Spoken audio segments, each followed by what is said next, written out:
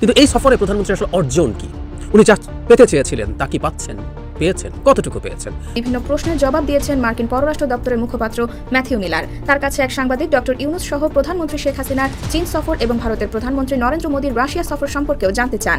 মার্কিন পররাষ্ট্র দপ্তর বলছে, একের পর এক সামনে আসছে ঘটনায় জড়িতদের নানা অপকর্ম। তবে দুর্নীতিগ্রস্তদের সঙ্গে হঠাৎই যুক্ত করা হয় সঙ্গীত শিল্পী তাহসান খানের নাম।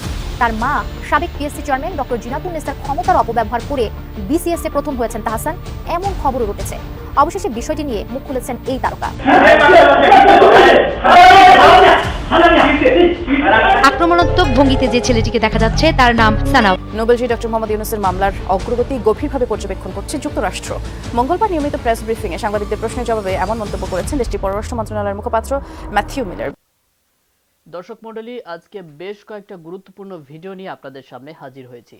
প্রিয় দর্শক, সেই ভিডিওগুলোর কিছুটা অংশবিশেষ ভিডিওর শুরুতেই আপনাদেরকে দেখানো হয়েছে, আর সেটা দেখেই কিন্তু আপনি বুঝতে পেরেছেন আজকের নিউজটা ঠিক কতটা গুরুত্বপূর্ণ হতে চলেছে।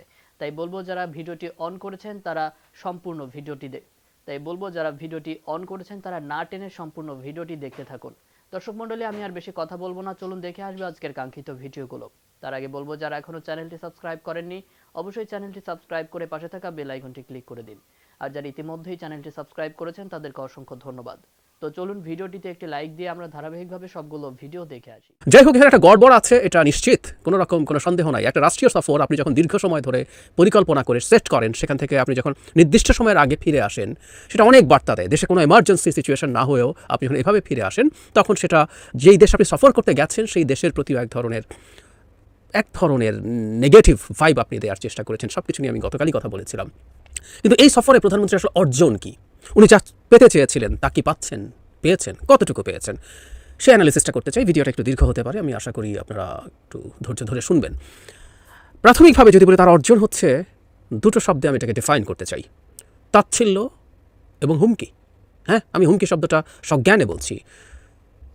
দুটো দেশের সরকার প্রধান যখন বসেন, প্রধানমন্ত্রী শি জিনপিংয়ের সাথে বসেছেন, তখন অনিবার্যভাবেই আমরা হুমকি বলতে যে ধরনের ভাষার ব্যবহার বুঝি তা না, কিন্তু ডিপ্লোম্যাটিক ল্যাঙ্গুয়েজে শি জিনপিং প্রধানমন্ত্রীকে কিছু কথা বলেছেন যেগুলো আসলে একটা স্পষ্ট হুমকি হিসাবেই আমরা দেখতে পারি।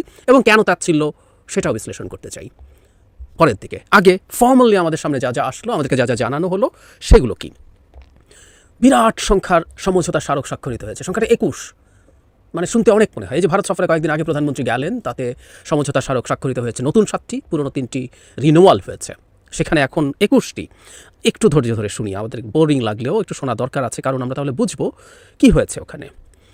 সমঝোতা ডকুমেন্টসের মধ্যে ডিজিটাল অর্থনীতিতে বিনিয়োগ সহযোগিতা জোরদার, China national financial regulatory administration, Bangladesh ব্যাংকের ব্যাংকিং বিমা সংস্থান, সমঝোতা স্মারক বাংলাদেশ থেকে চীনে তাজা আম রফতানি, প্রোটোকল সই 3, 4 অর্থনৈতিক উন্নয়ন নীতি সহায়তা, 5 বাণিজ্য এবং বিনিয়োগ সহায়তা, 6 বাংলাদেশ প্রকল্পে চায়না এইড ন্যাশনাল এমার্জেন্সির সাথে সম্ভাব্যতা অহেতুক, চীনের সহায়তা 6ষ্ঠ চীন বাংলাদেশ মৈত্রী সেতু, 8 একটা প্রত্নতাত্ত্বিক প্রকল্পে তারা আসবে, 9 নবম চীন মৈত্রী সেতু বাংলাদেশ চীন মৈত্রী সেতুর প্রকল্প বিষয়ে চিঠি বিনিময়, 10 মেডিকেল সেবা জনস্বাস্থ্য বিষয়ে সহযোগিতা, 11 অবকাঠামো সহযোগিতা জোরদারের সমঝোতা, গ্রিন লো কার্বন, 13 বন্যার সময় ইয়ালুংজাংবু, মানে ওদের আমরা জানি যে ব্রহ্মপুত্র ওখানে যখন তিব্বত থেকে আসে, ওটা নাম ওটা থাকে, সেখানে হাইড্রোলজিক্যাল তথ্য, যদি ওইখানে চায়না রীতিমতো ড্যাম বানাবে, সেই আলোচনা বাংলাদেশের কিছু আসে যায় না, আমরা আরেকদিন নিয়ে কথা বলবো। 14 এই জায়গাগুলো খুব ইম্পর্টেন্ট, চীনের জাতীয় বেতার ও টেলিভিশন প্রশাসন এবং বাংলাদেশের তথ্য সম্প্রচার মন্ত্রণালয়ের মধ্যে সমঝোতা। খেয়াল করি কয়টা, একটা গেল। 2 মানে এটা 15 নম্বর, চায়না মিডিয়া গ্রুপ ও বাংলাদেশ সংবাদ সংস্থার মধ্যে পারস্পরিক সমঝোতা স্মারক। 3 চায়না মিডিয়া গ্রুপ ও বিটিভির মধ্যে সমঝোতা সই। 4 সিনহুয়া নিউজ এজেন্সি ও বিটিভির মধ্যে সমঝোতা স্মারক। 5 চীনের রাষ্ট্রীয় সংবাদ সংস্থা সিনহুয়া এবং বাংলাদেশ সংবাদ সংস্থা বাসসের মধ্যে স্মারক। 6 সিনহুয়া সংবাদ সংস্থা বাংলাদেশ টেলিভিশনের মধ্যে চুক্তি সই। 7টার মতো চীনের সংবাদ সংস্থার সাথে বাংলাদেশের বিভিন্ন সংবাদ সংস্থার চুক্তি, এই 21টার মধ্যে। এবং বাংলাদেশ চীনের সংবাদ সংস্থার সাথে চুক্তি করে কি শিখবে? একটা ঘোষিত অথরিটারিয়ান রেজিম। চায়না দাবি করে তারা কমিউনিস্ট কান্ট্রি, তারা কমিউনিস্ট না, সেই আলোচনা আরেকদিন করব। বাংলাদেশের পত্রপত্রিকা বিরাট খবর বলছে, চায়না 4 রকম অর্থনৈতিক ইয়ের প্রস্তাব দিয়েছে ইত্যাদি ইত্যাদি। পররাষ্ট্রমন্ত্রী ব্রিফিং করছেন দেখলাম বিভিন্ন জায়গায়। দিনের শেষে কি পাওয়া গেছে সেটা হচ্ছে এই কতগুলো সমঝোতা স্মারক অর্থহীন, আপনি গেছেন একটু কিছু দেখাতে হয় সেই রকম। আমি খোঁজার চেষ্টা করলাম চায়না কী ধরনের ট্রিটমেন্ট দিয়েছে প্রধানমন্ত্রীর সফরকে, এটা আমার কাছে খুব ইম্পর্টেন্ট মনে হয়েছে। চায়নার যে সিনহুয়ার সাথে এত চুক্তি হলো, সিনহুয়া হচ্ছে ওদের রাষ্ট্রীয় সংবাদ সংস্থা, সেখান থেকে আবার নিউজ নিয়ে বিভিন্ন জায়গায় চায়নায় ও তাদের সব স্টেট ওন্ড ইনফ্যাক্ট, সেখানে তারা পাবলিশ করে। সিনহুয়া বাংলাদেশের প্রধানমন্ত্রীর সফরকে অত্যন্ত ছোট্ট একটা ট্রিটমেন্ট দিয়েছে। তুলনায় আমি দেখলাম খুঁজতে গিয়ে একই দিন গিনি বিসাওয়ের প্রেসিডেন্ট গেছেন চীন সফরে এবং চাইনিজ প্রেসিডেন্টের সাথে দেখা করেছেন, এবং সেটা কত বড়, মানে আফ্রিকার একটা অ্যাপারেন্টলি নন সিগনিফিক্যান্ট একটা দেশ, যদিও চায়নার আফ্রিকার হিসাব নিকেশ আছে, বিরাট বড় হিসাব নিকেশ, সেটার কাভারেজ চীন হওয়া এত বেশি দিয়েছে বাংলাদেশের প্রধানমন্ত্রীর তুলনায় অলমোস্ট কিছুই দেয়নি। একটা গুরুত্বপূর্ণ লেখা আমি পেয়েছি, এটা একটা অ্যানালিসিস, এবং চায়নার দিক থেকে আসলে কী তথ্যটা আমাদের সামনে আনা হচ্ছে সেটা দেখার জন্য। আমাদের পররাষ্ট্রমন্ত্রী টন্ত্রী যা যা বলে টলে আসলে এগুলো আমার কাছে খুব বেশি রিলায়েবল মনে হয় না। ইভেন আমি দেখলাম যে যেই লেখাটার কথা বলছি গ্লোবাল টাইমস, এই গ্লোবাল টাইমসের এই লেখাটাতেও আমাদের কী কী সমঝোতা স্মারক স্বাক্ষরিত হয়েছে তারা বাংলাদেশ সংবাদ সংস্থার বরাতে বলছে, মানে চায়নাও এই জিনিসগুলো নিয়ে এতই না 2-4টা উল্লেখ করেছে।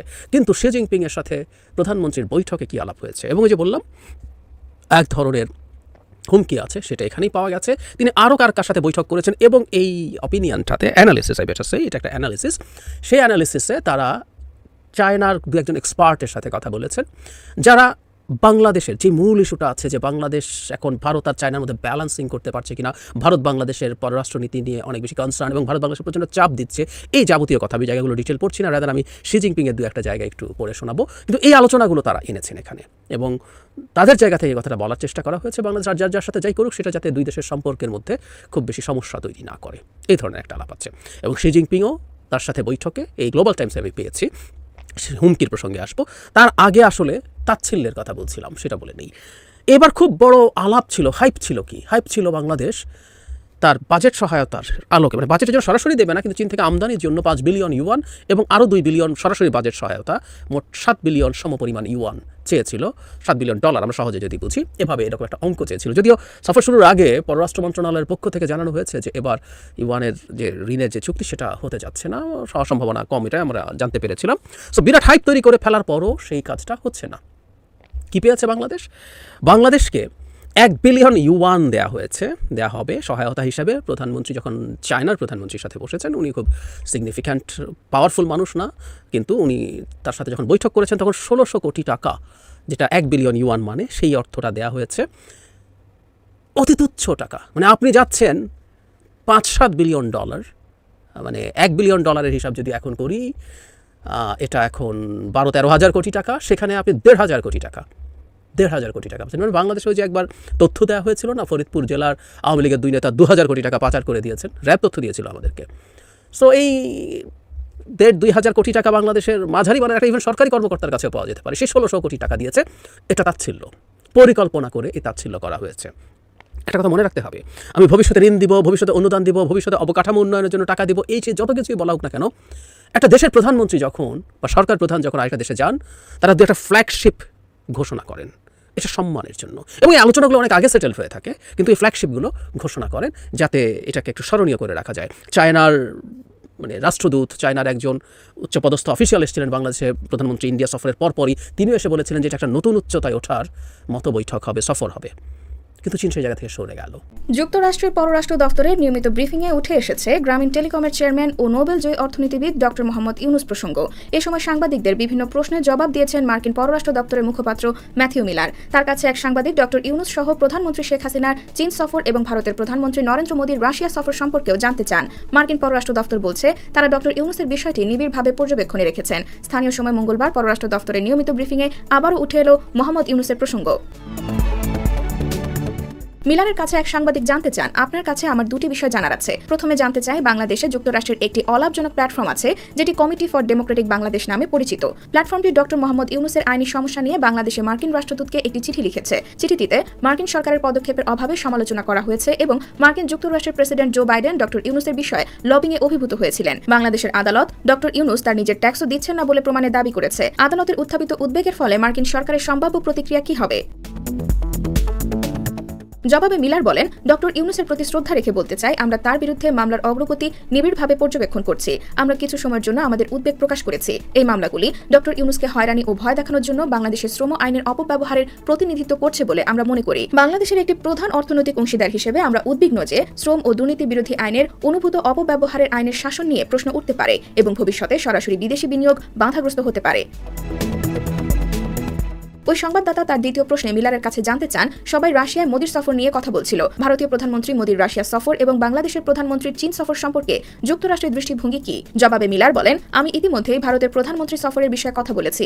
আমি যা বলেছি তাতে যোগ করার কিছুই নেই। এবং চীন সফরের বিষয়ে আমাদের বক্তব্য হচ্ছে, দেখুন, আমরা যা বুঝি দেশগুলো চীনের সাথে জড়িত, যুক্তরাষ্ট্র চীনের সঙ্গে জড়িত। পররাষ্ট্র দফতরের মন্ত্রী নিজেও 2বার চীন সফর করেছেন, তাই এ বিষয়ে আমার আর কোনো মন্তব্য নেই।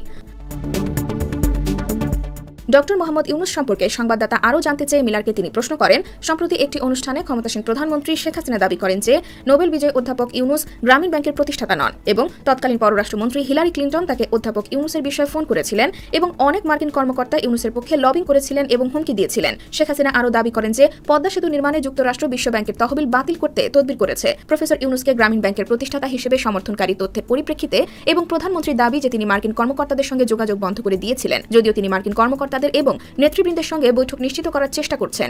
এক্ষেত্রে স্টেট ডিপার্টমেন্ট কি পারবে প্রধানমন্ত্রী এসব দাবির যথার্থতা কি তা স্পষ্ট করতে? জবাবে মিলার বিস্তারিত বলতে রাজি হননি। তিনি বলেছেন, আমি মনে করি না যে আমার কোনো মন্তব্য আছে। অর্থাৎ হিলারি ক্লিন্টনের পররাষ্ট্রমন্ত্রী হওয়ার পর থেকে প্রায় 12 বছর অতিবাহিত হয়েছে। না, এ বিষয়ে আমার কোনো মন্তব্য নেই। এই আবেদ আলীরা এক একবার সামনে আসেন, সামনে এসে আমাদের গল্পের উপাদান যোগান দেন, আমরা সেগুলো দিয়ে গল্প লিখি।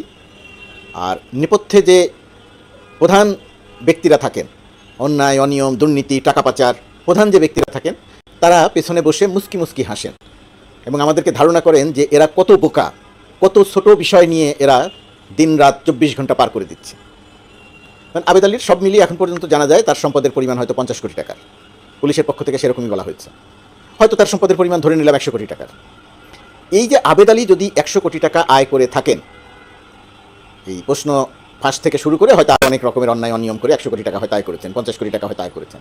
কিন্তু আবেদ আলীদের পেছনে যারা ছিল, আবেদ আলীদেরকে যারা টিকিয়ে রেখেছিলেন, তারা আসলে কত শত বা কত হাজার কোটি টাকা এখান থেকে জালিয়াতি করে নিজেদের করে নিয়েছেন, সেই হিসেবটি আমরা আসলে করি না। গণমাধ্যমে তেমন কোনো সংবাদ আসে না, সামাজিক যোগাযোগ মাধ্যমে ছোটোখাটো ভাবে একটু আসে। যেমন আবেদ আলী যে চেয়ারম্যানের গাড়ি চালিয়েছিলেন, সেই চেয়ারম্যান আবেদ আলীকে কীভাবে জানতেন, কতটুকু জানতেন? সেই চেয়ারম্যান কি সৎ ছিলেন? আমরা জানি না। আমরা ধারণা করতে পারি সাধারণভাবে যে আবেদ আলী যদি 50 কোটি টাকার মালিক হয়ে থাকে, তাহলে চেয়ারম্যানরা তার যদি জানবেন না, সেটা হওয়ার কথা নয়, তাহলে তারা কয়েকশো কোটি টাকার মালিক হওয়ার কথা। ধরুন আবেদ আলীর এখন তার অপকর্মের তথ্য জানা যাচ্ছে যে প্রশাসনের ভেতরে, পিএসসির ভেতরে তার অপকর্মের বিষয়গুলো জানা ছিল। বারবার তদন্ত কমিটি হয়েছে, এক পর্যায়ে তাকে বরখাস্ত করা হয়েছে, চাকরিচ্যুত করা হয়েছে। কিন্তু পিএসসির ভেতরে এই যে 5-6 জনকে এখন গ্রেপ্তার করা হলো এবং যাদেরকে গ্রেপ্তার করা হয়নি, এ তো অনেক বছর ধরে এই চক্রটি যে পিএসসির ভেতরে প্রশ্ন ফাঁসের সাথে জড়িত, নানা রকমের অপকর্মের সাথে জড়িত, এখন তো খুব পরিষ্কার করে জানা যাচ্ছে যে পিএসসির লোকজন এটা জানতো, পিএসসির বড় বড় কর্মকর্তারা সবাই তা জানতো। এখন এই যে পিএসসির বড় বড় কর্মকর্তারা জানতো যে ড্রাইভার বা একজন সহকারী পরিচালক তারা প্রশ্ন ফাঁস করছে, নানা রকমের অন্যায় অনিয়ম দুর্নীতির সঙ্গে সম্পৃক্ত হচ্ছে, এখন প্রশ্ন হচ্ছে চেয়ারম্যান সহ অন্য যে বড় কর্তারা ছিলেন তারা বিষয়টি নিয়ে সোচ্চার হলেন না কেন? তারা এই সমস্ত দুর্নীতিবাজ কর্মকর্তাদের প্রশাসনের ভেতরে রেখে দিলেন কেন? তাদেরকে দিয়েই কেন পিএসসি পরিচালনা করার উদ্যোগ নিলেন? এখানে নানা রকমের যুক্তি, খোরা যুক্তি, অপযুক্তি, কুযুক্তি দেওয়া হবে। কিন্তু সেই সমস্ত যুক্তি শুনে তো সময় নষ্ট করা। আমরা সাধারণভাবে সিদ্ধান্তে পৌঁছতে পারি যে আবেদ আলীদেরকে ব্যবহার করা হয়েছে এবং প্রভাবশালী কর্মকর্তারা আবেদ আলীদেরকে ব্যবহার করে, আবেদ আলীরা হয়তো 50 কোটি 100 কোটি টাকা আয় করেছেন, আর অন্যরা 100 কোটি 1000 কোটি টাকা আয় করেছেন। 100 কোটি 1000 কোটি টাকা যারা আয় করেছেন তারা ধরাছোঁয়ার বাইরে, তারা আমাদের গল্পের বাইরে, তাদেরকে নিয়ে আমরা গল্প প্রকাশ করছি না। আমরা গল্প প্রকাশ করছি আবেদ আলীদেরকে নিয়ে। আবেদ আলীদেরকে নিয়ে গল্প প্রকাশ করার পরিপ্রেক্ষিতে এই সমস্ত শত বা হাজার হাজার কোটি টাকার মালিক যারা হয়েছেন তারা চাপা পড়ে যাচ্ছেন, তারা নেপথ্যে থেকে যাচ্ছেন। প্রিয় দর্শক, আমি আশা করছি আজকের ভিডিওটি আপনি খুবই মনোযোগ দিয়ে দেখেছেন। সেই সাথে প্রিয় দর্শক, এই ভিডিও সম্পর্কিত যদি কোনো তথ্য বা মতামত থাকে তাহলে অবশ্যই কমেন্ট করে জানাবেন। এতক্ষণ সাথে থাকার জন্য ধন্যবাদ। আজকের মতো নিউজটি ছিল এটুকুই। ফিরছে আগামী ভিডিওতে নতুন কোনো টপিক নিয়ে। আল্লাহ হাফেজ।